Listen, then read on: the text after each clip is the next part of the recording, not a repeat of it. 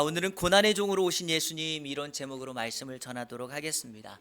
12월 둘째 주일까지 여호수아의 말씀을 다 마쳤습니다. 지난 주일은 교회 창립 주일로 말씀을 전했고요. 오늘과 다음 주는 좀 개별 말씀을 전하고 1월 첫째 주부터 우리 교회가 2025년 표어로 삼을 요한일서의 말씀을 강해하도록 하겠습니다. 오늘 수요일 성탄절을 앞두고 예수님이 이 땅에 오신 모습을 여러분에게 좀 소개하려고 합니다. 성경은 구약과 신약으로 되어 있죠. 성경의 주제는 예수 그리스도입니다. 구약 성경은 오실 예수님을 다루고 있고, 신약 성경은 오신 예수님을 주제로 합니다. 그러다 보니 구약 성경에는 이 땅에 앞으로 예수님이 오실 것에 대하여 어떤 사건과 현상을 가지고 예수님을 예언하는 기록들이 많이 담겨져 있습니다. 그 중에서 이사야서 53장은 예수님에 대한 예언과 예수님의 이미지를 가장 잘 우리에게 설명하는 말씀 가운데 하나입니다. 하나님은 세상을 만드셨죠. 자신의 형상대로 사람, 즉 아담과 하와를 지으셨습니다. 그리고 그 인간에게 자신이 만들어 놓으신 에덴 동산에서 그 세상을 다스리라 명령하셨습니다. 그런 아담과 하와가 하나님 앞에 타락하고 범죄함으로 하나님과 분리되고 단절된 인생이 되어 하나님께 심판을 받게 되었고, 그 결과 이 땅에 사망이, 죽음이 임하게 되었습니다. 하나님과 단절된 인간이 세상을 구원하기 위하여 할 수 있는 방법은 아무것도 없었습니다. 그래서 하나님께서 구원의 계획, 구속 경륜이라고 하는 것을 이 땅에 세우십니다. 여러분, 그 방법이 뭘까요? 하나님과 단절되었고 죽음과 사망 가운데 있는 인생들을 구원하기 위한 하나님의 방법, 그것은 바로 독생자 예수 그리스도를 이 땅에 보내시는 것이었습니다. 다시 한번 강조하지만, 인간이 죄 문제를 스스로 해결할 수 있다면 예수 그리스도를 이 땅에 보낼 필요가 없었지만, 인간은 스스로 자신의 노력과 자신의 방법으로 죄 문제를 해결할 수 없습니다. 그래서 예수 그리스도를 이 땅에 보내셔서 당신의 구속의 경륜, 구원의 계획을 완성하십니다.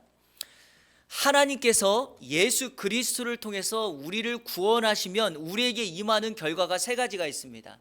그 세 가지가 뭐냐? 하나는 죄 사함이 우리에게 놓여지고요, 다른 하나는 사망이 아니라, 죽음이 아니라 영원한 생명을 누리게 되고요, 단절되었던 우리가 이제 하나님과 연합하여 참된 평화를 누리게 됩니다. 여러분, 어떤 세상도 어떤 시대도 예수님을 믿기 전까지는 이 은혜, 즉 죄사함과 생명과 평화의 관계가 임하지 않습니다. 만약에 예수님을 믿어서 이 은혜가 우리에게 임한다면, 자, 예수님 믿으면 되죠? 예수님 믿으면 되잖아요? 그럼에도 불구하고 사람들은 여전히 예수님을 믿지 않습니다. 아니, 지금만이 그런 것이 아니라 오늘 성경을 읽고 있는 이사야 시대에도 사람들이 이 이사야 선지자의 말을 듣지 않습니다. 이유가 뭐라고 생각하십니까?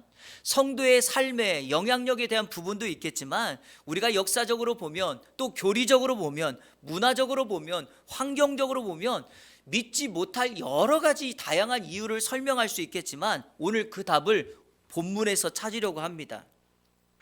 그게 무엇이냐? 바로 이 땅에 구원의 주 메시아로 오시는 예수님께서 고난당하는 종으로 오시기 때문이라는 거예요. 한번 따라해 볼까요? 고난당하는 종으로 오시기 때문이다. 고난당하는 종이라는 말을 두 가지로 나눠서 설명할 수 있겠죠. 하나는 그 메시아가 고난을 당한다는 거고요, 다른 하나는 그분이 종으로 온다는 것입니다. 성도 여러분, 사람들의 생각은 우리를 마땅히 구원하실 분이라면 그분은 고난당해서는 안 되죠. 능력으로, 권능을 행하셔야지 고난당하면 안 된다는 겁니다. 또 하나의 생각은 이런 거죠. 사람들을 섬기고 미천한 종의 위치가 아니라 권력자와 왕으로 이 땅에 와야지만 우리가 생각하는 메시아의 역할, 지위와 맞다라고 생각한다는 것이죠. 하지만 이거는 피조된 인간의 한계일 뿐입니다. 왜냐하면 성경은 그렇게 말하지 않으니까요. 자, 우리 참고로 이사야서 55장 7절부터 9절까지 한번 읽겠습니다. 자막을 보시면서 시작. 악인은 그의 길을, 불의한 자는 그의 생각을 버리고 여호와께로 돌아오라. 그리하면 그가 긍휼히 여기시리라. 우리 하나님께로 돌아오라. 그가 너그럽게 제가 이 7절 말씀을 먼저 잠깐 설명해 볼게요. 우리 생각에는 악인들은, 불의한 자는 마땅히 죄의 벌을 당하고 심판과 징계를 받는 게 마땅하죠. 그런데 악인들이, 불의한 자들이 자신들의 삶을 내려놓고 여호와께 돌아오면 어떻게 한다고요? 그가 긍휼히 여기시고 그가 너그럽게 용서하신대요. 그러니까 우리의 생각과 좀 다르죠. 자, 8절 9절을 같이 읽겠습니다. 시작. 이는 내 생각이 너희의 생각과 다르며 내 길은 너희의 길과 다름이니라. 여호와의 말씀이니라. 이는 하늘이 땅보다 높음같이 내 길은 너희의 길보다 높으며 내 생각은 너희의 생각보다 높음이니라. 아멘. 하나님의 구원의 역사는 인간이 생각하는 방법과 기대하는 방법으로 임하지 않습니다. 더욱이 구원의 계획만큼은 더욱 그래요. 인간의 방법, 인간이 생각하는 기대와 노력과 열심을 완전히 차단시켜서 오직 예수 그리스도라고 하는 한 길, 그분의 방법만이 우리를 구원하게 하십니다. 그래서 우리 하나님은 세상이 채택하는 방식이 아니라 고난당하고 종으로 와서 이 세상을 섬기는 예수 그리스도의 메시아된 모습을 우리에게 설명해 주었다라고 하는 것입니다. 자, 오늘 1절 말씀에 이렇게 기록되어 있죠. 우리가 전한 것을 누가 믿었느냐, 여호와의 팔이 누구에게 나타났느냐라고 질문합니다. 의문문을 써요. 그러니까 이 이사야서를 읽고 있는 사람들에게 이렇게 묻는 거예요. 자, 우리가 들었던 것 누가 믿었냐? 여호와의 팔은 권능을 의미하는 말인데 여호와의 권능이 누구에게 나타났느냐? 너희들이 생각하는 방식으로 권력자나 왕에 나타난 게 아니라 내가 지금 말하고 있는 여호와의 종, 고난받는 예수 그리스도, 그분을 통해서 나타나지 않았느냐라고 하면서 이제 그 고난받는 종 예수 그리스도가 누구인지를 우리에게 소개하고 있습니다. 이사야서는요, 자신의 동포였던 유대인들에게 포로로 잡혀가기 전에 하나님의 마음, 회개 메시지를 전하였던 선지자입니다. 그런데 가만히 보니까 이들이 이사야의 이야기를 들어봐도 같은 동포 입장에서도 우리를 구원하실 메시아가 저런 고난을 받고 연약한 종의 모습이라면 그게 진짜 우리를 구원할 수 있는 사람인가라고 의문이 생겼다는 거예요. 그래서 오늘 이사야가 오늘 이 말씀을 우리에게 전하고 있습니다. 아무리 납득하기가 어려워도 하나님의 진리는, 하나님의 구원의 방법은 결코 바뀌지 않습니다. 사랑하는 여러분, 세상에서 진리가 아닌 것에, 즉 비본질적이고 비진리이고 환경에 따라서 또 상황에 따라서 바뀌는 그것이 우리의 구원의 길이라면 어떻게 우리가 그것을 따를 수 있겠습니까? 하지만 구원의 길은 결코 바뀌지 않기에 오늘 이 말씀을 통하여 아기 예수로 이 땅에 오신 예수 그리스도, 그분의 모습을 여러분에게 소개하며 하나님이 우리에게 주시는 은혜를 함께 오늘 나누려고 합니다. 왜 예수님이 고난받는 종의 모습으로 오셨는가? 이것은 제가 성탄절에 간단하게 말씀을 전할 것이고요. 오늘 말씀의 내용은 이겁니다. 왜 사람들은 이 땅에 메시아로 오신 고난받는 종을 믿지 못하는가? 믿지 못하는 이유를 설명하려고 합니다. 사람들이 예수님을 믿지 못하는 이유. 자, 세 가지로 정리해서 오늘 말씀을 나누겠습니다. 첫째로, 그는 흠모할 만한 모양이 없기 때문입니다. 한번 따라 볼까요? 예수님은 흠모할 만한 모양이 없기 때문이다. 자, 우리 2절 말씀 다 같이 읽겠습니다. 2절 시작.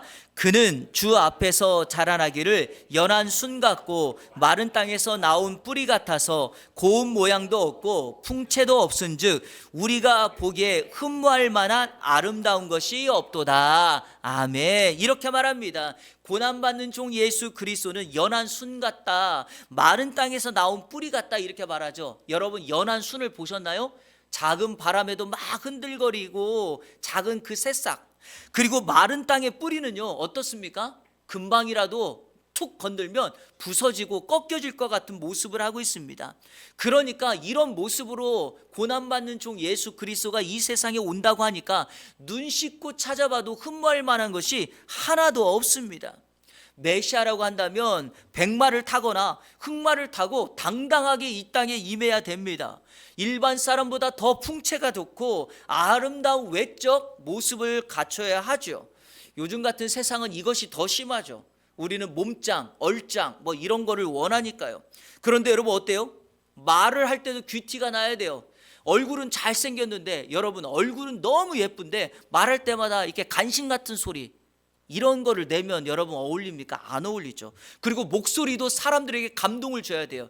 대부분의 사람들은요 목소리가 중저음인 남성들의 목소리를 좋아한다고 하는데 저는 조금 반대라서 너무 마음이 속상합니다. 근데 여러분 정말 그것이 다일까요?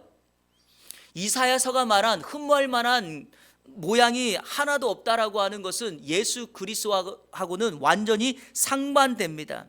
그리고요 세상 사람들도 이런 사람들에게 관심이 많죠. 늘 외적인 것을 중요하게 여기니까요. 요즘 젊은이들 사이에서 만들고 있는 뭐 쇼츠 영상이나 뭐 틱톡 뭐 이런 걸 보면 재미있는 것들이 많은데요. 이 사회의 이슈를 꼬집는 것들이 그런데 상당히 많습니다. 요즘 젊은이들 사이에서 유행을 타고 있는 이 쇼츠 영상 중에 이런 게 있어요. 허름하게 옷을 입고 있던 남자가 정말 아름다운 여성에게 뭐 요즘에 플러팅이라는 말을 하니까 번호 좀 알려달라고 너무 당신 아름답다고 하니까 이 여성이 남성을 보고 옷도 허름해요. 그러니까 안 알려줘요. 그러자 이 남성이 갑자기 주머니에서 이 스마트키 있죠? 이거를 띡 하고 누르니까 앞에 포르쉐 스포츠카가 삑 하더니 문이 딱 열리는 거예요. 그러니까 거절한 여성이 깜짝 놀라면서 이렇게 물어요. 이거 네 차냐? 그러니까 내 차자. 그러니까 갑자기 핸드폰을 딱 주면서 내 번호 알려줄게 이렇게 말을 해요. 그러니까 거절당한 남성이 나는 당신 같은 여자 싫다라고 말하는, 즉 외모와 외적인 스펙을 중요하게 여기는 이 사회 현상을 꼬집는 모습들이죠. 이게 여러분 일반적인 세상의 모습이지 않습니까?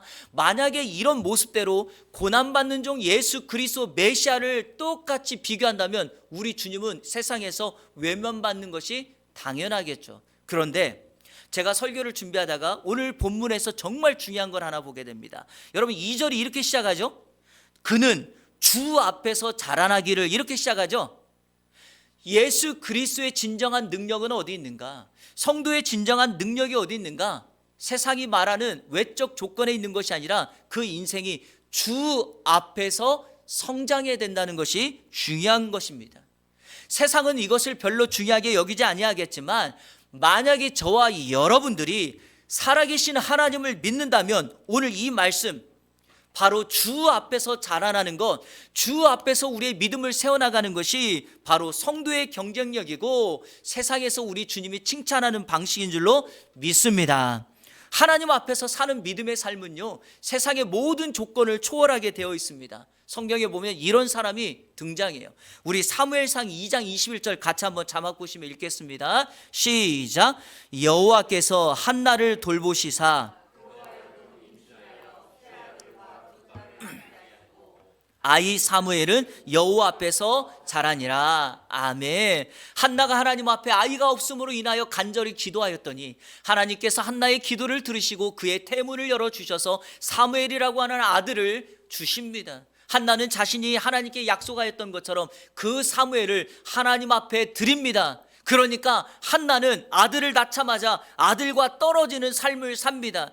그랬더니 하나님이 사무엘을 기르시고 사무엘은 여호와 앞에서 자랐더니 그 사무엘이 이스라엘의 역사에서 가장 중요한 제사장, 가장 위대한 일을 감당했던 믿음의 사람으로 성장하였다라는 것입니다. 한나인 엄마가 집에서 양육해도 물론 잘 양육하겠지만 그렇게 양육하는 것보다 더 위대한 일들을 우리 하나님께서 그 사무엘을 통하여 이루었다라는 것입니다.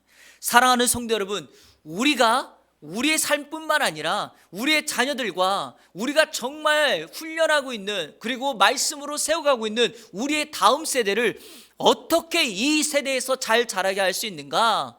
주님 앞에서 서도록, 주님 앞에서 양육받도록 하는 것이 가장 잘 사는 방법인 줄로 믿습니다. 그래서 사무엘은 예수 그리스도의 모형이 되었고, 우리는 사무엘의 모습을 통하여 하나님의 역사가 이 땅에 어떻게 이루어졌는가를 보게 되고, 이 땅에 구원자로 오신 예수 그리스도께서 가장 사람들이 흠모할 만한 없는 모습으로 여관도 아닌 마구간에서 화려한 왕실의 침대가 아니라 마을 구유에서 태어나 이 땅에 구원의 역사를 이루신 줄로 믿습니다. 오늘 말씀을 통하여 흠모할 만한 모습이 없더라도 바로 예수 그리스도가 그걸 통하여 이 땅에 하나님 앞에서 세워져 가는 모습을 우리에게 보여줬으니, 우리는 이 예수 그리스도를 믿고 구원의 역사를 이루는 저와 여러분의 복된 삶이 되시기를 주님의 이름으로 축원합니다. 고난의 종 예수 그리스도를 사람들이 믿지 못하는 이유 두 번째는 바로 그는 멸시받고 고통받았기 때문입니다. 한번 따라올까요? 멸시받고 고통받았기 때문이다. 자, 우리 3절을 다 같이 읽겠습니다. 3절 시작. 그는 멸시를 받아 사람들에게 버림받았으며 간고를 많이 겪었으며 질고를 아는 자라. 마치 사람들이 그에게서 얼굴을 가리는 것 같이 멸시를 당하였고 우리도 그를 귀히 여기지 아니하였도다. 아멘. 예수 그리스도가 사람들에게 멸시받았다, 이 말은 미움받았다 이 말이에요. 여기 또 간고를 많이 겪었다라는 말은 고통을 많이 받았다라는 거예요. 여러분, 일반적인 사람들이 미움받고 고통을 많이 받으면 사람들은 이런 생각하죠. 아, 저 사람 정말 잘못했나 보다, 죄가 있나 보다, 이렇게 생각하죠. 그러니까 오늘 3절 하반절도 이렇게 말합니다. 사람들이 그에게서 얼굴을 돌려요. 우리도 그를 귀히 여기지 않았다는 거예요. 여기 사람들은 불신자를, 우리는 같은 유대인을 말해요. 그러니까 불신자들에게도, 동포였던 유대인들에게도 예수 그리스도는 귀히 여김받지 못하는, 즉 인간 취급받지 못하는 삶을 살았다는 거죠. 그런데 이것이 예수님에 대한 예언과 똑같이 이루어져요. 자, 우리 마태복음 13장 57절 58절 같이 한번 볼까요? 시작. 예수를 배척한지라 예수께서 그들에게 말씀하시되 선지자가 자기 고향과 자기 집 외에서는 존경을 받지 않음이 없느니라 하시고 그들이 믿지 않음으로 말미암아 거기서 많은 능력을 행하지 아니하시니라. 아멘. 실제로 때가 차서 예수 그리스도께서 이 땅에 오셨을 때 사람들은 예수님을 믿고 따르는 것이 아니라 배척하고 밀어냅니다. 자, 여기서 한 가지 질문합니다. 예수님은, 고난받는 종은 정말 자신의 죄 때문에 배척을 당하고 자신의 죄 때문에 사람들에게 미움당할까요? 아닙니다. 예수님은 자신의 죄 때문이 아니라 죄가 없는 분임에도 불구하고 응당 죄값을 당합니다. 그럼 이건 무슨 의미입니까? 여러분, 죄 있는 사람이 죄값을 치러 고난을 당한다면 그건 그냥 순리적인 일이에요. 하지만 죄 없는 사람이 고난을 당한다? 그거에는 반드시 이유가 있다는 거죠. 당연한 것이 아니기 때문에 이것을 우리가 뭐라고 부른다? 우리에게는 은혜라고 부른다는 거죠. 예수 그리스도께서 죄가 없는데 고난을 당하셨기에 우리에게는 그것이 은혜다라고 불리는 거고, 반드시 그 일에는 누군가를 살리기 위하여 대신 죄값을 지불 당하셨다라는 거죠. 자, 4절은 그래서 이렇게 말합니다. 제가 4절을 읽어볼게요. 그는 실로 우리의 질고를 지고 우리의 슬픔을 당하였거늘. 이 실로라는 말은 실제로 surely, truly 이 말입니다. 우리는 생각하기를 그는 징벌을 받아 하나님께 맞으며 고난을 당한다 하였도다. 사람들은 마땅히 예수 그리스도가 당할 고난을 당했다고 말합니다. 그러나 그렇지 않다니까요. 마땅히 당할 고난이 아닙니다. 우리 인간의 깊은 심연 속에 있는 마음 속에 하나가 바로 죄성이에요. 그러니까 우리는 늘 이렇게 생각해요. 나는 잘 사는데, 나는 죄가 없는데, 나는 잘못한 것이 없는데 당신 때문에, 내 친구 때문에, 동료가 실수해서 내 친구가 나 거기 데리고 가서 늘 타인을 말하죠. 그래서 예수님이 늘 하신 말씀이 뭡니까? 자기 눈 속에 들보가 턱하니 자리 잡고 있는데 타인의 티를 보면서 그걸 지적하고 책망한다는 거죠. 이게 인간 깊은 속에 있는 심연의 마음입니다. 그런데 여러분, 이걸 가지고 있으면 어떻게 해요? 자신의 죄를 바라보지 못하는 거죠. 그러니까 응당 자신은 죄가 없고 저 사람이 죄졌기 때문이니까 예수 그리스도께서 이 땅에 오셔도 그분을 믿지 못하게 되는 겁니다. 그러나 누가 예수 믿습니까? 나는 죄인이라고 고백하는 사람에게 하나님의 은혜가 임하고 바로 그런 사람만이 예수 그리스도의 은혜를 경험할 수 있다라는 것이죠. 그러니까 예수 그리스도께서 미움당하고 고난을 당하셨다는 것은 우리가 그분을 믿지 못할 이유가 되는 것이 아니라 도리어 그분을 믿을 이유가 된다라고 하는 것을 기억하시는 저와 여러분 되시기를 축복합니다. 마지막 세 번째, 예수 그리스도를 사람들이 믿지 못하는 이유가 뭘까요? 세 번째는 그는 찔림당하고 상했기 때문이에요. 한번 따라 볼까요? 찔림당하고 상함당했기 때문이다. 자, 오늘 성경 5절 말씀 같이 읽겠습니다. 시작. 그가 찔림은 우리의 허물 때문이요 그가 상함은 우리의 죄악 때문이라. 그가 징계를 받음으로 우리는 평화를 누리고 그가 채찍에 맞음으로 우리는 나음을 받았도다. 아멘. 이 찔림이 뭔가요? 찌르는 거, 피어싱이에요. 그러니까 예수님의 십자가의 죽음을 의미합니다. 여기 상함은 뼈가 꺾이다라는 뜻이니까 결과적으로 이 두 단어를 합해보면 상함과 찔림은 예수님의 십자가의 죽음을 의미합니다. 사람들은 이렇게 말합니다. 그분이 메시아가 될 수 없는 이유는 그분이 십자가에서 무능력하게 어떤 힘도 없이 그냥 죽었기 때문이다라고 사람들은 말합니다. 만약에 이런 식이라면 믿을 수 있겠죠. 쉽게 어떻게 해요?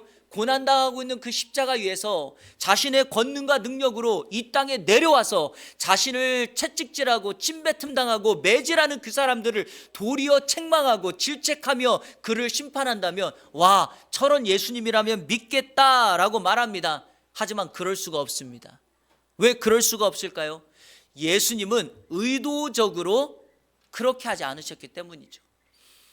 요한복음 1장에 보면 예수님은 세상 죄를 지고 가는 하나님의 어린 양이라고 말합니다. 즉 도살할 양, 즉 제사를 지내서 제물이 될 양처럼 세워졌다는 거예요. 침묵하는 양처럼. 도리어 자기를 공격하고 채찍질하고 자신에게 매질하는 그들에 대하여 자신의 힘으로 그들을 누르는 것이 아니라 묵묵하게 그 고난을 담당했다라는 거죠. 그 이유가 뭘까요? 바로 성경 전체 가장 유명한 성경 구절 중에 하나인 6절 때문입니다. 여러분, 이 6절은 여러분이 앞으로 평생 신앙생활하는 동안에 반드시 암송하고 복음의 핵심이 무엇인가를 여러분에게 설명하는 구절이 바로 이 6절인데요. 그래서 6절은 꼭 알고 계셔야 됩니다. 자, 우리 6절 말씀 다 같이 한번 읽겠습니다. 시작. 우리는 다 양 같아서 그릇 행하여 제 길로 갔거늘 여호와께서는 우리 모두의 죄악을 그에게 담당시키셨도다. 아멘. 이 6절을 오늘 결론으로 말씀을 전하도록 하겠습니다. 바로 이 6절이 우리가 고난받는 종 예수 그리스도를 믿어야 되는 이유입니다. 성경은 성도를 양으로 칭합니다. 양에게는요, 장점과 단점이 있어요. 여러분, 양의 장점, 가장 양의 두드러운 특징이 무엇인지 아십니까? 청력이에요. 그래서 양은 작은 소리에도 민감하게 반응해요. 성경에 보면 요한복음 10장에 선한 목자이신 예수님께서 양들인 우리를 돌보시는데 어떻게 돌봐요? 양은 목자의 음성을 듣고 따른다 이렇게 말합니다. 놀랍죠? 왜 보고 따르지 않고 듣고 따를까요? 양의 특징은 청력, 듣는 것에 있기 때문에 그래요. 그래서 성도 여러분, 우리 눈에 보여지는 것을 쫓아가는 것이 아니라 우리 그리스도인들은 하나님의 말씀을 듣고 아멘하고 주님을 따르는 것이 성도의 길인 줄로 믿습니다. 자, 그런데 장점이 있는 반면에 약점이 있어요. 양의 최악의 약점, 심각한 약점이 하나가 있어요. 그게 뭐냐? 시력이에요. 양은 시력이 너무 나빠요. 그래서 앞에 있는 것들도 제대로 분간을 못해요. 그래서 양은 목자가 없으면 이렇게 설명합니다. 죽은 목숨이다 라고 말하게 되어 있죠. 그러니까 어떻게 해요? 항상 가는 길이 바른 길이 아닙니다. 목자의 음성을 듣지 않으면 오늘 6절 말씀처럼 각기 제 길로 갔다. 여기 제 길로 갔다는 말을 정확한 번역이 뭐냐? 길을 잃었다라는 거예요. 사랑하는 성도 여러분, 저와 여러분들이 예수 그리스도라고 하는 목자를 따라가지 않으면 여러분들 반드시 길을 잃을 거예요.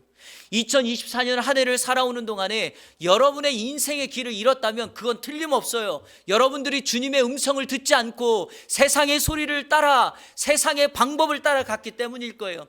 하지만 다시금 우리가 불의한 자일지라도 악인이라 할지라도 그걸 버려놓고 주님께로 돌아오면 반드시 어떻게 한다고요? 우리에게 긍휼을 베푸시고 우리를 용서해 주시는 그분께서 우리를 다시금 길을 찾고 바른 길로 인도하게 될 줄로 믿습니다. 여러분, 길을 잃은 인생, 양과 같은 인생의 마지막 결론이 뭘까요? 늑대와 사자의 먹잇감이 될 뿐입니다. 독초와 수렁에 빠질 뿐입니다. 그러게 우리에게 바로 고난의 종 예수 그리스도께서 목자로 오신 거죠. 그분을 다시 붙잡으라고, 다시 그분을 따르라고. 그래서 고난의 종 예수 그리스도는 예수 그리스도를 믿지 못할 이유가 아니라 대신에 예수 그리스도를 믿어야만 하는 올바른 합당한 이유가 되는 것입니다. 2024년의 마지막을 며칠 앞두고 있습니다. 성탄절을 이제 며칠 앞두고 있습니다. 이 땅에 예수 그리스도께서 왜 인간의 몸을 입고 이 땅에 오셨는지요? 왜 예수 그리스도께서 우리와 똑같은 모습으로 우리의 심정을 가지고 오셨을까요? 그것은 그분이 저와 여러분의 마음을 다 알고 형편을 이해하고 우리를 위로하시기 때문이죠. 그래서 우리가 당할 고난을 그분이 당하신 것입니다. 고난의 종 예수 그리스도, 그 예수님은 우리가 반드시 믿어야 될 예수 그리스도지 믿지 못할 이유가 되지 않습니다. 바라기는 이번 한 주간 예수 그리스도 고난당하시고 종으로 우리를 섬기시는 그분을 붙들고 한 주간 승리의 삶을 살고 2024년을 잘 마무리하는 이 안의 모든 성도님들 되시기를 주님의 이름으로 축원합니다. 우리 시간에 같이 찬양하도록 할 텐데요, 좀 오래된 찬양이긴 하지만 오늘 말씀과 너무 정확하게 일치되는 가사이죠. 주님의 아파하심으로, 이런 제목인데요, 주님이 흘린 눈물은 십자가의 무거움이 아니라오. 십자가가 무거워서 흘린 눈물이 아니에요. 우리의 무지함을 아파하시며 흘리신 눈물이었어요. 왜?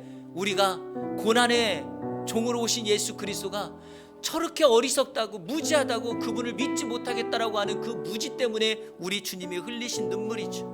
골고다 그 언덕길을 우리 위에 걸어야 했던 주님, 비난과 손가락질에 물과 피를 흘려야 했건만, 험난한 주님의 십자가 몹시도 무거웠건만, 우리의 비난과 채찍에 재물 돼야 했던 주님의 아파하심으로 나 구원받았으니 이제는 주님을 위하여 이 한 몸 바치리라. 우리를 위하여 물과 피를 흘리신 예수 그리스도, 그리고 우리를 위하여 고난받으시고 종으로 오신 예수 그리스도, 그분을 섬기는 우리 대강절에, 그리고 이번 한 주간이 되기를 축복합니다. 같이 찬양하도록 하겠습니다.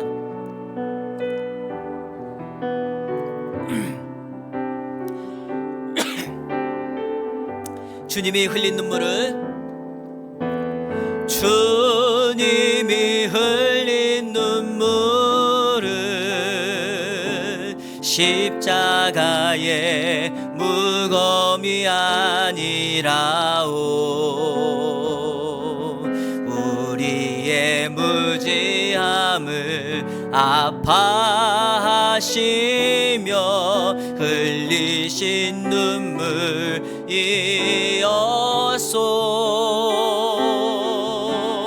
골고다 그 언덕길을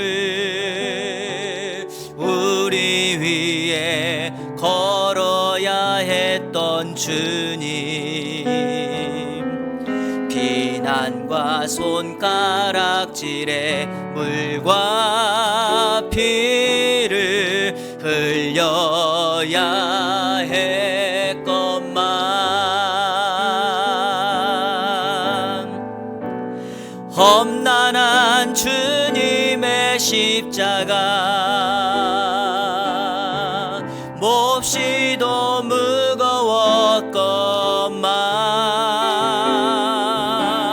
우리의 비난과 채찍에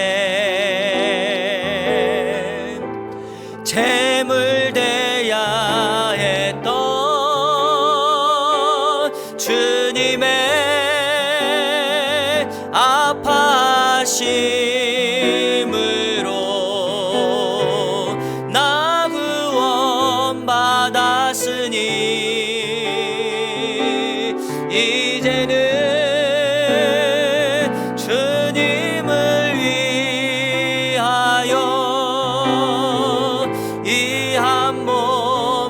바치리라. 당신은 알고 있나요? 죽음으로 사랑을 하신 것을 우리 예수님께서 자기 몸 다하여 죄인을 사랑하신 것을 험난한 주님의 십자가, 험난한 주님의 십자가 몹시도 무거웠건만 우리의 비난과 채찍에 재물 돼야 했던 주님의 아파심으로 나 구원받았으니, 나 구원받았으니 이제는 주님을 위하여 이 한 몸 바치리라. 당신은 알고 있나요? 당신은 알고 있나요? 죽음으로 사랑을 하신 것을 우리 예수님께서 자기 몸 다하여 죄인을 사랑하신 것을. 아멘. 사랑이 훼손되어 가고 있는 시대가 바로 오늘 이 시대입니다. 오늘 이 시대의 사랑은 진정한 사랑을 찾아볼 수가 없습니다. 조건적인 사랑을 가지고 있고 이유를 묻는 사랑을 하고 있습니다. 나에게 무엇을 해준다면 당신의 그러한 조건 때문에 사랑한다고 말합니다. 하지만 하나님의 우리를 향한 사랑은 무조건적이며 이유가 없습니다. 우리가 죄인임에도 불구하고 독생자 예수 그리스도를 이 땅에 보내셔서 우리를 사랑하게 하신 그 사랑이죠. 십자가의 짐이 무거웠지만 묵묵히 골고다의 언덕길을 오르신 그 주님께서 이 땅에 고난받으시며 우리를 섬기기 위하여 종으로 오신 이유는 딱 하나입니다. 바로 당신을, 바로 우리를 너무나 사랑하셨기 때문이죠. 여러분, 이 사랑을 더 이상 훼손하면 안 됩니다. 더 이상 이 사랑에 스크래치를 내면 안 됩니다. 우리는 이 사랑을 온전히 실천하고 전해야 합니다. 바로 그 예수님께서 이 땅에 인간의 몸을 입고 아기 예수로 오신 그 이유인 것이죠. 오늘 이 시간에 다 같이 한번 기도할 때 이 사랑을 받은 우리가 오늘 이 찬양의 가사처럼 우리도 이제 주님을 위하여 내가 할 수 있는 최선을 다하여 그 일을 감당하겠다고 결단했으면 좋겠습니다. 그리고 또 하나, 예수님께서 이 땅에 오셔서 십자가를 지시고 우리를 위하여 죽으신 그 주님께서 가장 좋아하는 일이 무엇일까요? 주님의 사랑을 알지 못하는 그 사람들에게 이 땅의 고난의 종 예수 그리스도, 우리를 구원하실 예수 그리스도 그분을 전하는 것이죠. 그래서 여러분 주변에 혹여라도 예수님을 알지 못하는 사람들이 있다면, 아직도 구원의 자리에 앉아있지 못하는 사람들이 있다면 이 예수님을 증거해야 됩니다. 하나님이 저와 여러분들을 이 땅에 살려두시고 남겨두신 이유는 딱 하나예요. 그것 때문이에요. 하나님이 여러분을 그 공동체 그 자리에 앉게 하신 이유는 바로 그것 때문이에요. 이 사명이 끝나면 더 이상 우리는 이 땅에 살 이유가 없고 그 자리에 앉을 이유가 없는 것이죠. 이 시간 기도할 때, 하나님, 내가 함께 일하고 있는 그 동료가 예수님을 알지 못합니다. 그에게 주의 복음을 전하기를 원합니다. 하나님, 내 형제 중에, 내 가족 중에 아직도 예수님을 알지 못하는 이들이 있습니다. 내가 믿고 있는 예수 그리스도를 그분에게 전하기를 원합니다. 그래서 주님 오시는 그날까지 영혼구원의 역사를 감당하는 교회가, 성도들이 되게 달라고 우리 시간에 오늘은 이 한 가지를 놓고 영혼구원의 역사, 고난의 종 예수 그리스도를 증거할 수 있는 삶을 살게 달라고 우리 다 같이 한번 한 목소리로 결단하며 기도하겠습니다. 다 같이 기도하겠습니다. 좋으신 아버지 하나님 감사합니다. 오늘 말씀을 통하여서 고난의 종 예수 그리스도, 이 땅에 오신 예수 그리스도를 우리가 다시 한번 살펴보며 기도하였습니다.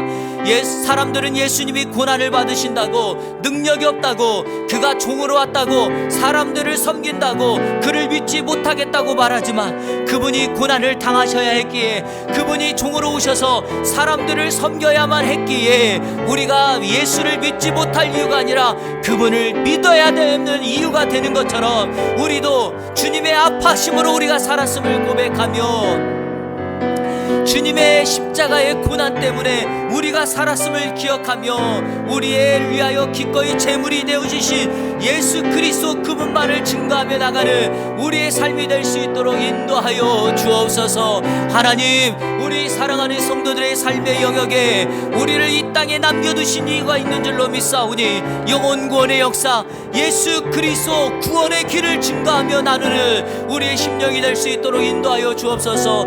우리 사랑하는 성도들, 올 한 해 동안 2024년 한 해 열심으로 살았습니다. 우리 하나님, 남은 시간 동안 유종예배를 잘 거두고 칭찬받게 하여 주시고 주님 앞에 인정받고, 그래서 성탄절을 준비하며 또 우리가 새해를 준비하며 나가는 이 안에 모든 성도들이 될 수 있도록 인도하여 주옵소서. 한 분 한 분의 인생과 기도 제목과 사업에 함께하여 주옵소서.